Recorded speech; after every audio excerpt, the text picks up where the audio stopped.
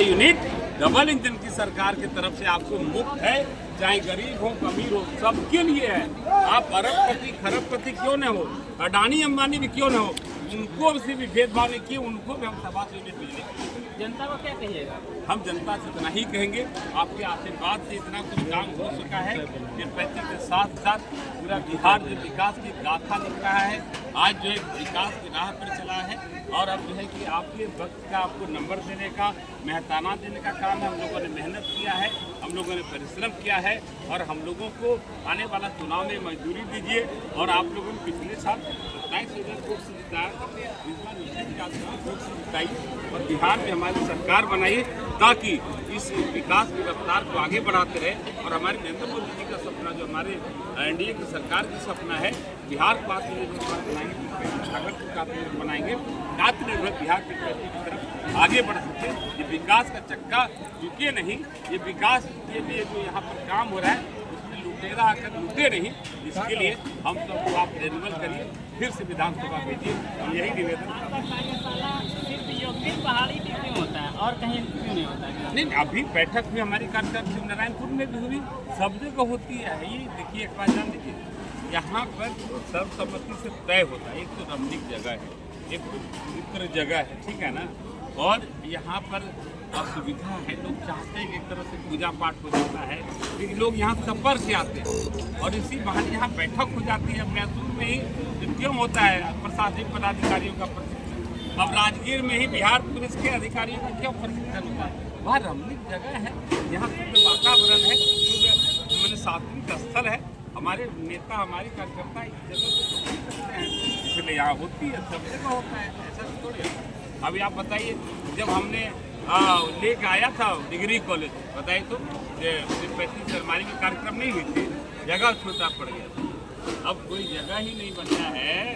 ये 35 विधानसभा में ललन पासवान कोई कार्य करे और वो ये नहीं। विरोधी को क्या कहिएगा? विरोधी को क्या कहिएगा? विरोधी को हम क्या कहें, विरोधी को इतना ही कहेंगे, देखिए आप जो है ये जात पात की राजनीति, आप जो है कि ये तुष्टीकरण की राजनीति, आपके देश के साथ खिलवाड़ कर रहे हैं, लोकतंत्र से खिलवाड़ कर रहे हैं।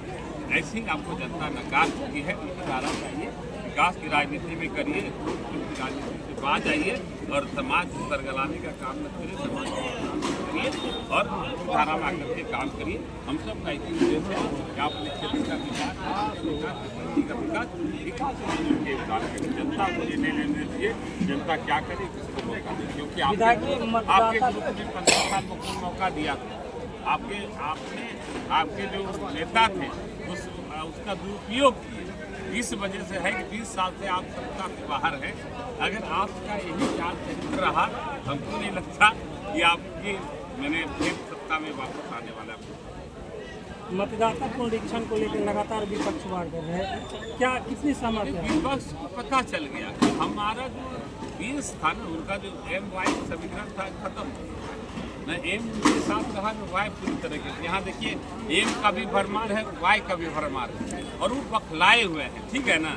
अब वो जहाँ उनकी देखिए, जहाँ उनकी पार्टी झारखंड में चुनाव जीती तो वहाँ पर चुनाव आयोग ठीक था, वहाँ EVM मशीन ठीक था। यहाँ उनको पता चल गया कि पूरी तरह से हार रहे हैं, पहली सर्वे रिपोर्ट आया है, तो अब जो है उनको यहाँ गड़बड़ी है।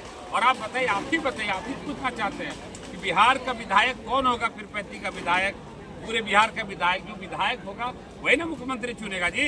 मुख्यमंत्री चुनने का अधिकार विधायकों को है। यहाँ का कौन होगा विधायक, कौन होगा मुख्यमंत्री? यहाँ बांग्लादेशी घुसपैठिए तय करेंगे, यहाँ रेहंगिया तय करेंगे, हाँ, यहाँ पर विदेशी तय करेंगे, नेपाली तय करेंगे। आप बता दीजिए, जो वोटर मर चुके हैं उनके बदले बोकस वोट गिराएगा क्या? मरे हुए मतदाताओं का नाम नहीं कटना चाहिए? वैसे मतदाता जो दिल्ली, गुजरात, पंजाब जाके रह रहे हैं, वहाँ भी वोट गिरा रहे हैं, यहाँ भी वोट गिराएंगे क्या? यह लोकतंत्र की जो है कि अवहेलना नहीं है? ये लोकतंत्र के साथ खिलवाड़ नहीं है क्या? वो तय करेंगे। ये आप जानते हैं कि बाबा साहब अम्बेडकर ने संविधान में दिया है 1 मैन 1 वोट। हाँ, तो 1 मैन 1 वोट ये तय नहीं होगा कि किसी का नाम दिल्ली में भी है, गुजरात में और 35 में भी रहेगा, एक ही जगह में कहीं होगा। अगर एक आदमी 4 जगह वोट गिरा रहा है तो कहाँ रह गया संविधान? क्या बाबा साहब का इज्जत है? क्या लोकतंत्र का इज्जत है? हम लोग इतना ही चाहते हैं निष्पक्ष चुनाव हो और 1 मैन 1 वोट हो, और जो है कि यहाँ का विधायक कौन होगा, यहाँ का सीएम कौन होगा, बिहार तय करे, बिहार के लोग तय करें। ये बांग्लादेशी या पाकिस्तानी लोग बैठिए, रोहिंग्या लोग तय नहीं करे, मरे हुए मतदाता तय नहीं करे, यहाँ से जो है कि विस्थापित मतदाता तय नहीं करे। ये हम काम करें, बिहार की जनता जान रही है। धन्यवाद। पंजाब पंचायत को लीजिए लीजिए लीजिए। क्या यहाँ तो नन स्टॉप है क्या सर? गठबंधन की अगर तिरुपति विधानसभा की बात की जाए तो गठबंधन के 3-4 उम्मीदवार हैं। डबल इंजन सरकार के बारे में क्या ख्याल है, खासकर तिरुपति विधानसभा में? हर पार्टी में उम्मीदवार क्या बोले, लोकतंत्र का सबसे बड़ा त्योहार है ये चुनाव, और हर एक कार्यकर्ता हर दल में है कि चाहता हम चुनाव।